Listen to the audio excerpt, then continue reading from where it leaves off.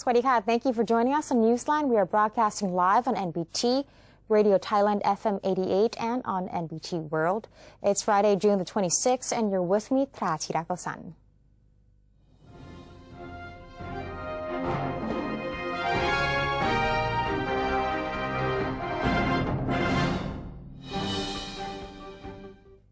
And welcome to today's segment of Thailand Moves Forward. In our first story, the Policy Committee on Special Economic Zones has approved the opening of new special border posts to improve mobility in establishing the border area economic zones.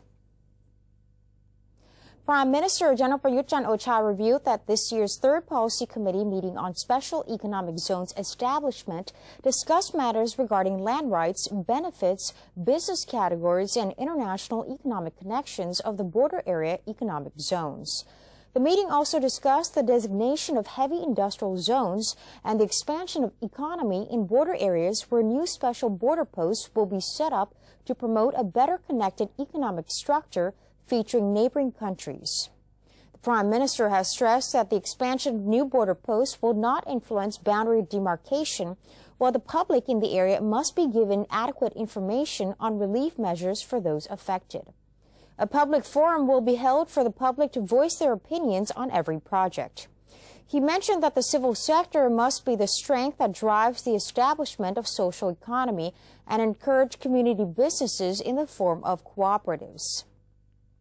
4 new special economic zones will also be established in the northeastern and central regions, while the current value of land reflects the prior estimated costs in the property. The Prime Minister assured that the high value does not benefit any individuals or political groups.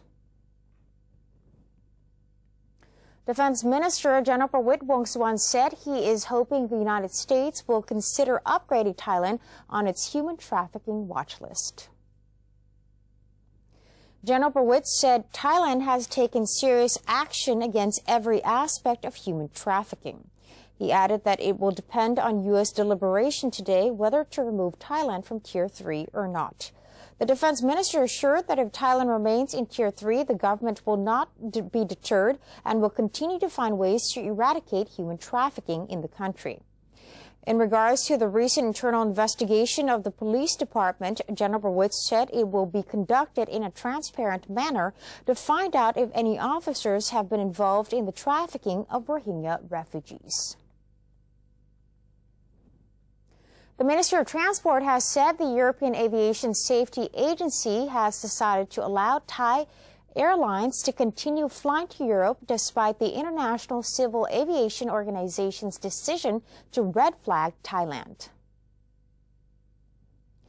According to Transport Minister Air Chief Marshal Prachin Chantong, the ICAO's red flag is an indication that Thailand's Civil Aviation Department is still unable to eliminate some of the significant safety concerns. However, the EASA has disclosed in its statement that it will not impose any restrictions on any airlines from Thailand. The EASA members are expected to visit Thailand in November to assist Thailand in its attempt to restore the credibility of the Thai aviation industry. The Department of Disaster Prevention and Mitigation, or DDPM, has revealed that the drought situation has improved in 20 provinces, but 20 others are still struggling to cope with the crisis. DDPM Director General Chatchai Promlet has revealed that more than 7,000 communities in 20 provinces remain affected by water shortages. They are mostly located in the upper part of the country and some in the east. Provincial authorities as well as the Royal Thai Army have been coordinating to provide assistance to residents in drought-stricken areas. Water has been delivered to villages for household consumption and farming activities. More artificial rain operations will be conducted over the Central Plains to increase water supplies for farming activities. Artificial rain-making operations will be expedited to increase the water levels in the Chao Phraya Dam. Agriculture and Cooperatives Minister Pitipong Phung Bunna Ayutthaya reported that around 3.4 million ra in the Central Plains have already been used for growing rice, despite government decree to postpone the crop's cultivation. Farmers have been encouraged to grow other types of plants that require less water, such as corn and beans. Officials have also been advising farmers on how they can conserve water throughout their daily lives. The minister attached to the Prime Minister's office has met with the ambassador of Germany, who paid a visit to say goodbye upon the completion of his term in Thailand. Mamluang Panada Devsakun, the Prime Minister's Office Minister and Permanent Secretary to the Prime Minister's Office, on Thursday welcomed German Ambassador to Thailand, His Excellency Rolf Peter Gottfried Scholz, and held a brief talk. After the meeting, Mamluang Panada said His Excellency Scholz visited the Prime Minister's office to bid farewell as he is completing his 4-year post to the country. The ambassador also spoke of his good impression about Thailand, the cordial relations between the two countries, especially in the area of education. Mamluang Panada said that according to the German ambassador, Germany is interested in Thailand's infrastructure development projects, especially in the high-speed rail plan, which he informed His Excellency that any cooperation must be of mutual benefits and transparent. Thailand has held a diplomatic ceremony to commemorate 50 years of bilateral relations between the kingdom and the Republic of Peru. First Vice President of the National Legislative Assembly, or NLA, Surachai Liang Bunlerchai, presided over the opening ceremony at Parliament. The event was organized by the Secretariat of the House of Representatives. It featured presentations of the historical and cultural attractions of the South American country, as well as a selection of Peruvian cuisine. The NLA VP said that bilateral ties between the two countries have been stable and will continue to strengthen in the future. Ambassador of the Republic of Peru to Thailand, His Excellency Felix Denigre, thanked the Thai government for its history of cooperation and hoped to continue these positive bilateral ties into the future. The National Reform Council is planning to propose some 70 drafts of reform-related laws for voting next month. NRC President Tian Chai Kiranan said that the seminar, which took place on Wednesday, was attended by all reform counselors, has been intended to allow members to discuss the reform process during the remainder of the council's term in office. Mr. Tian Chai said that the discussion was also planned to assure all NRC members that they will completely finish their task on time. He added that all councillors were told to make sure that overlapping and irrelevant issues must be removed to allow them to focus on the reform plan, which will have to be submitted to the Cabinet for consideration. The National Legislative Assembly, or NLA, resolved to pass the Kalasin University Act into law. In its third reading, the NLA voted 176 in favor and 1 against, with 6 abstentions, to promulgate the Kalasin University Act, and agreed with the observation of the committee responsible for drafting the bill that state universities should be autonomous and that they should have the authority to make their own decisions to manage, improve, and make the best use of resources that they have. In order to achieve the goal, lawmakers thought it was ideal to merge Kalasin Ratchapat University and Ratchamangala University of Technology Isan Kalasin campus. After the merger, the campus will be called Kalasin University. According to the drafting committee, this will allow the Educational Institute to produce personnel with competency needed by the community.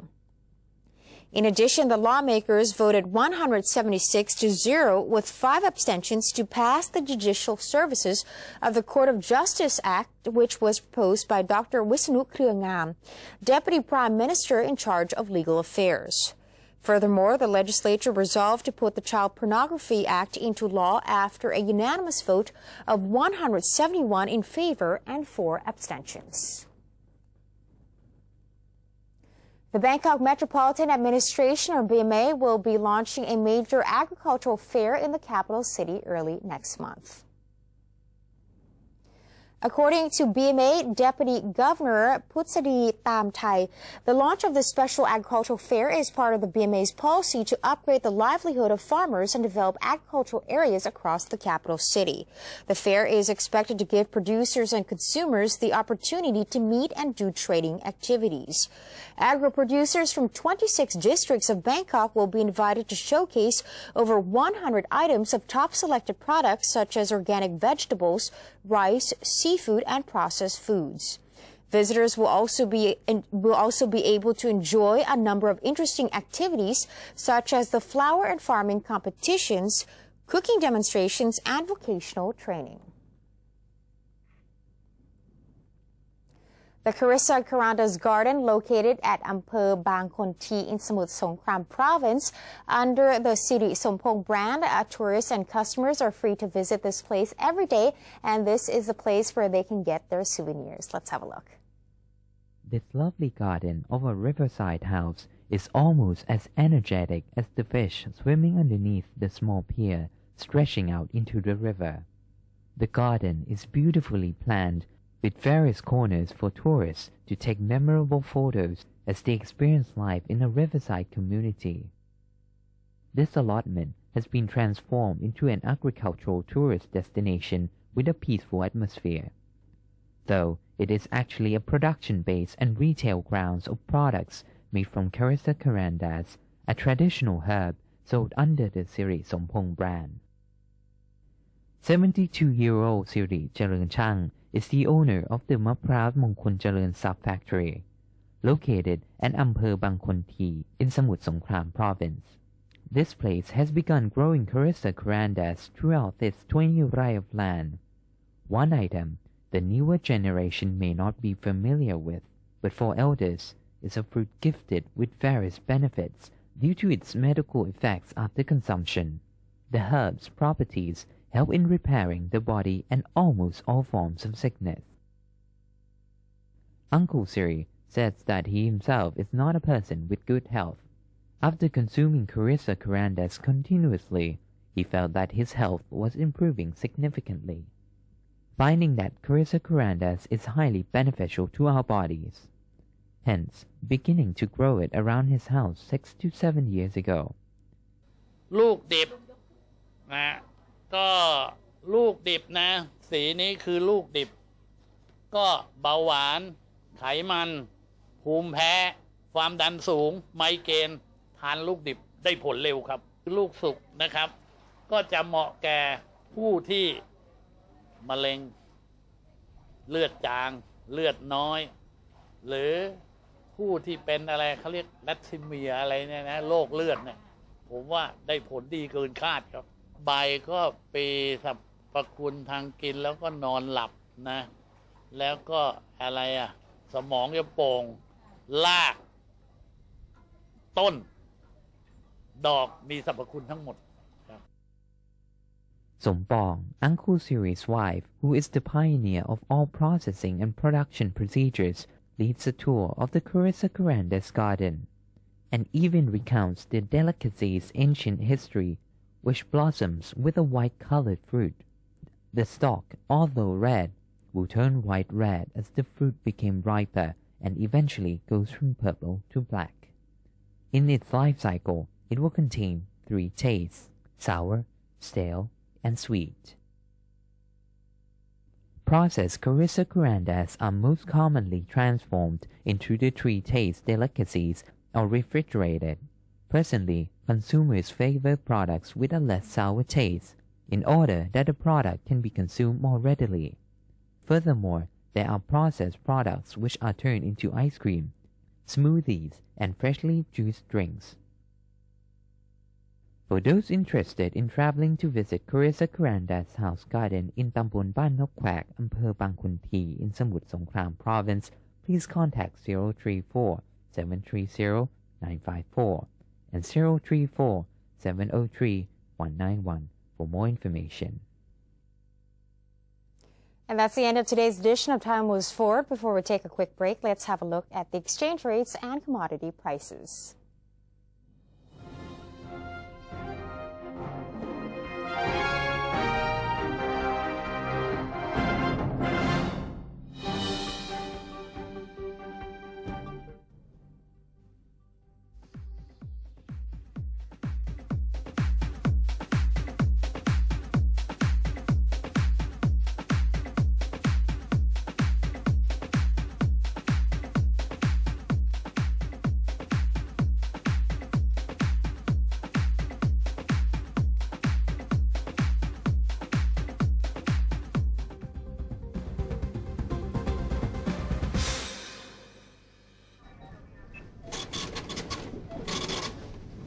could you do that to me?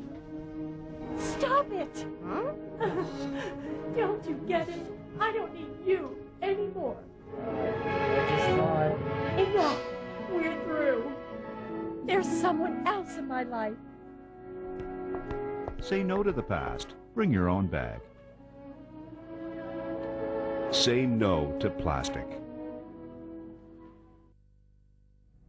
To maintain a strong nation, Thailand is promoting 12 core values for the good of the people.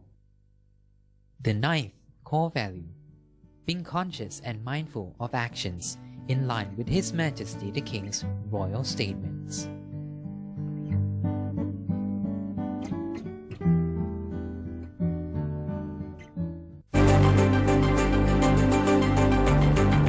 Physical connectivity, institutional connectivity, and people-to-people connectivity. The power to turn this region into a strong community. Witness the interconnectivity between the 10 Southeast Asian countries in ASEAN Connect via these channels.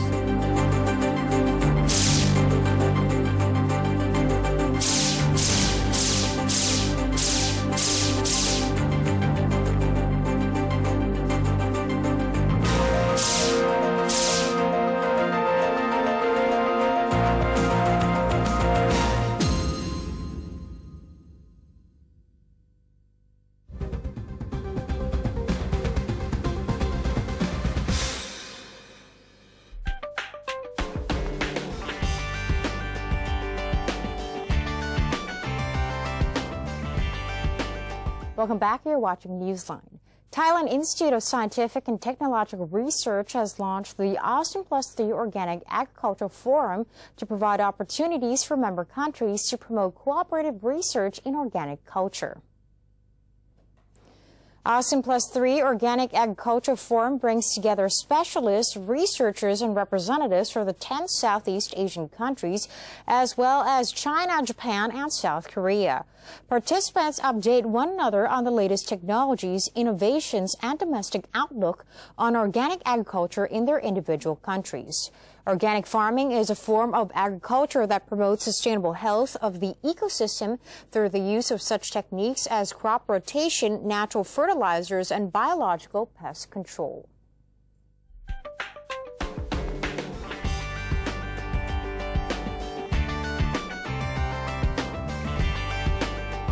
Elsewhere around the world, the U.S. Supreme Court on Thursday rejected a conservative legal challenge that could have doomed President Barack Obama's health care law upholding nationwide tax subsidies crucial to his signature domestic policy achievement. Obama strode into the White House Rose Garden after the ruling to declare that the law known as Obamacare is working, helping millions of Americans afford health insurance who otherwise would have none, and that it is here to stay. William Galston from the Brookings Institute in Washington said the court's decision would have implications for years to come. Chief Justice John Roberts, a conservative appointed by Republican President George W. Bush, wrote in the 6-3 ruling that Congress clearly intended for the tax subsidies that help millions of low and moderate income people afford private health insurance to be available in all 50 states. A young mother and her baby son were found on Wednesday virtually unscathed by a Colombian Air Force team after surviving a plane crash in a jungle area of the Choco Western province, according to the military. The twin-engine Cessna 303 plane, which was carrying fish and coconuts, went down on Saturday while flying between Quibdó, the department capital, and Nuki, a tourist resort on the shores of the Pacific Ocean. This is according to a statement from the Air Force. It disappeared from radar 20 minutes into the flight, according to aviation authorities, and crashed for reasons that are yet unknown. From the moment the aircraft was reported missing, the Air Force began a search and rescue operation covering the area where they last had contact with the pilot. In other news, North Korea has commemorated the 65th anniversary of the start of the Korean War with a mass rally at a sports stadium in Pyongyang. North Korea's state-run television KRT on Thursday showed a video of thousands of people, including senior party and state officials, at the rally. Participants marched around the stadium chanting anti-U.S. slogans such as "Kick out U.S. aggressor" and "Achieve reunification," according to KRT. However, KRT did not specify the date of the rally. The Korean War started on June 25, 1950, when Communist North Korean troops launched a surprise attack across the 38th parallel in South Korea. Valery Spiridonov, the Russian man who suffers from a muscle-wasting disease and wants to become the world's first patient to undergo a full head transplant, said on Thursday he feels optimistic about the operation and wants it to happen as soon as possible. Spiridonov has just returned from a trip to the U.S. where he met Italian neurosurgeon Dr. Sergio Canavero, who unveiled a plan to perform the operation within the next 2 years. 30-year-old Spiridonov is a computer scientist and suffers from Wernicke-Hoffman disease, a rare form of spinal muscular atrophy which causes severe muscle weakness. Life expectancy for people with this condition is short, with few sufferers reaching adolescence or young adulthood. And that's it for today's edition of Newsline. For any comments or suggestions, please feel free to email them to us at newsline.nbt@gmail.com. You can also follow us on Facebook. Just simply type in NNT or check out our website at thainews.prd.go.th/newsing. We are going to say goodbye with footage of children beating the record for the tallest Lego tower in the world just outside of Milan's Expo Fair site. I'm Pla Chirakasan. Have a wonderful day. สวัสดีค่ะ